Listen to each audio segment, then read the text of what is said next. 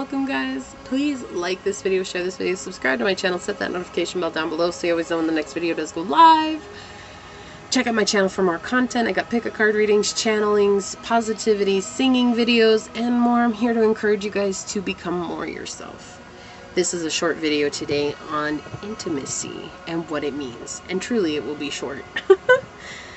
Yeah, so I feel like people have intimacy confused with sex, physical touch, physical involvement. And really intimacy is something so much more than that. Intimacy is the ability to sit down with a friend and have a conversation while drinking a cup of tea or coffee.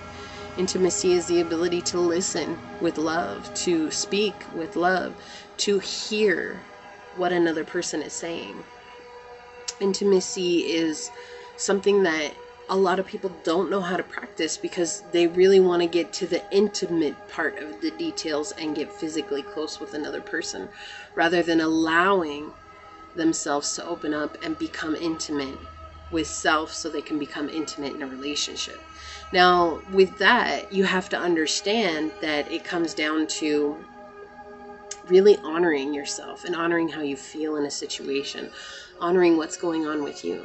How can you be intimate with yourself? Can you look yourself in the mirror and have a conversation with yourself, which feels so weird, I know, but it is worth it. Be the friend that you need to yourself.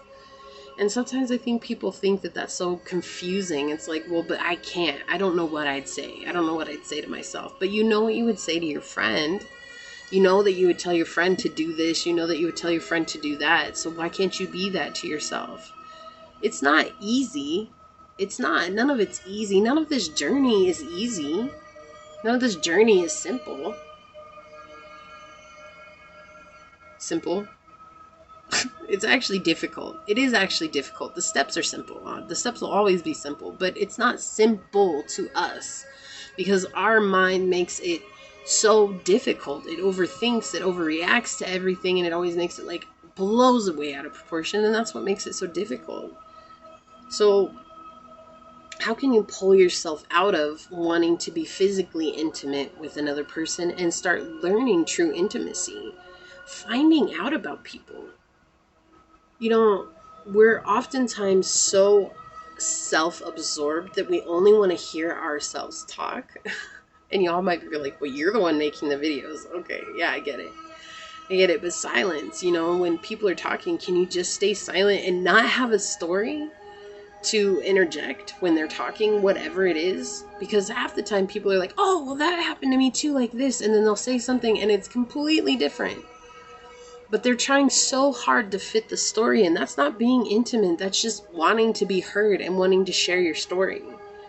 You know, being intimate is really truly stepping away from what everybody else thinks and becoming something different, you know?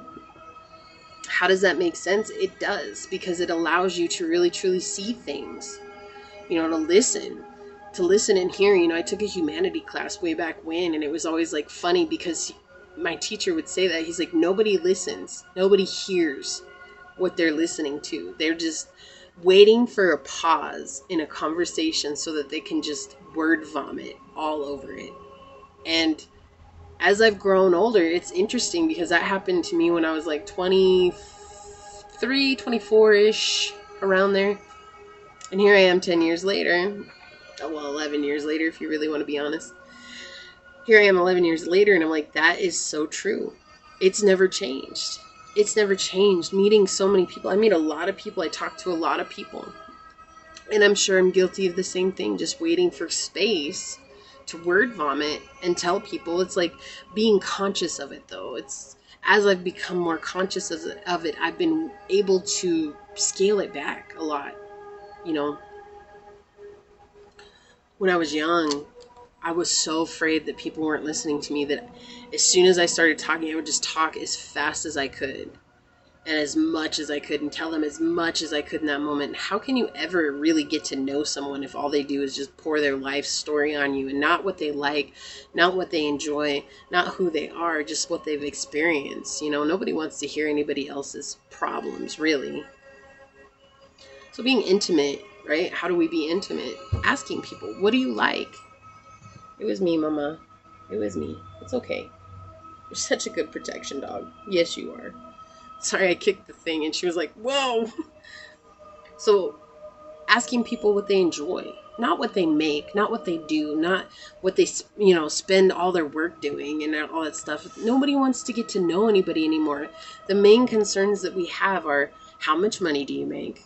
Is your position higher than mine? Do you make more money than I do? Are you better than me? Nobody. Ooh, I got the chills. Nobody's better than another person. No one. Nobody is.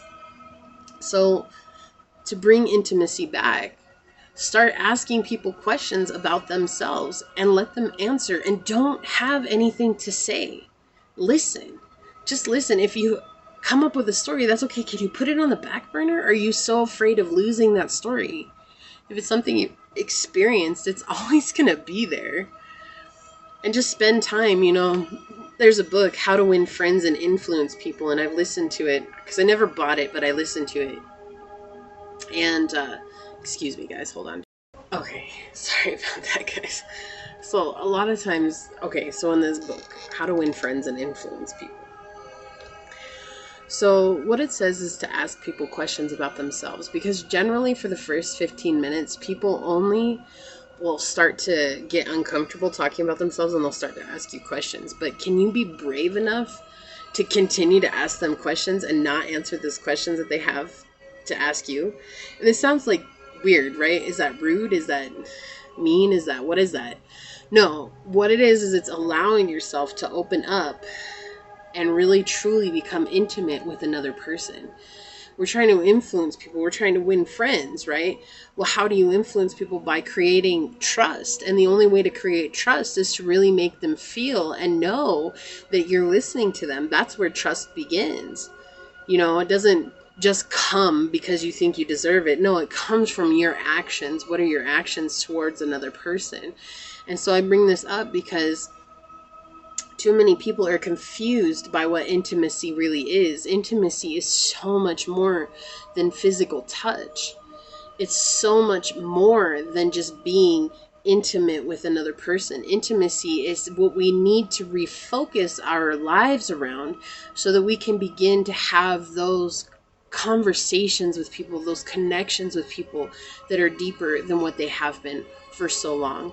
Because we've lost touch with humanity and we've become so self-centered that our only goal is to tell others how we feel about ourselves, how we see life, how we view things, how we've done this, rather than being willing to learn about another person. And so I bring this up because I too am practicing this, and I've been practicing this for a very long time. It's not something that changes overnight.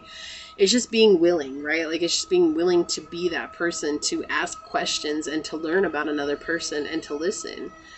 And at the same time, if you find somebody that's not ever willing to ask you questions, well, then using your discernment to say, okay, maybe this isn't the best connection for me, but at least I learned a lot, right? At least I learned a lot. And not asking questions like that, like, where do you work at? How much do you make? Like, ask genuine questions. You know what? If you had a Friday afternoon all to yourself, what would you do? I love this question, and not a lot of people answer it, but this is such a telling question. Who is your favorite superhero? And if you could be a superhero, who would you be and why? Not just your favorite superhero, but who's your favorite? But then on top of that, if you could be any superhero, who would you be and why would you be that person? You see what I'm saying? Like, you're asking these questions that invoke thought and also invoke a chance for you to see a more intimate side of this person, something that not anybody is ever going to see. That's oftentimes the first question that I'll ask a lot of people, and if they don't answer it, then I always know they're not willing to talk to me about anything deeper than just the shallow conversation that people have. What are you doing? I'm sorry, I have way too much going on in my life to answer, what are you doing? That's really what you're going to invoke my attention with? You can't ask me a solid question. What did you do this week? Not what are you doing? What am I doing? I'm answering you. Do you see what I'm saying? Like, I'm going to be really, really sarcastic about it. And it's not mean. It's just that, I'm sorry, I have way too much on my plate to answer what are you doing? Or what is it, WYA? Or WYD? What you doing? Right? You don't even have enough time to actually type out the question, and you want me to answer it? Use your discernment. You'll know, and you'll learn that some people really do want to have a conversation with you and are really seeking the same things that you are. And you'll also learn that there are a lot of people who aren't. And either way, it's okay. You just accept it and you move on. One done and the other one's around. It doesn't matter, right? It doesn't matter. None of that matters. So I bring this up, paying attention. Are you being intimate with people? Are you being intimate with yourself? Are you having conversations with yourself? No, it doesn't make you crazy. It makes you capable of being able to listen to yourself, which oftentimes is why so many relationships fail, because we don't know how to listen to ourselves, let alone listen to another person. We're asking ourselves to do something that we're not first willing to do. You see? So this is what I have for you. Please like this video, share this video, subscribe to my channel, set that notification bell down below so you always know the next video does go live. And with that being said, go forth boldly, my fellow creators, and courageously find creative ways to rise above in life, laughter, and love until we meet each other again. Peace out. Love y'all. Bye.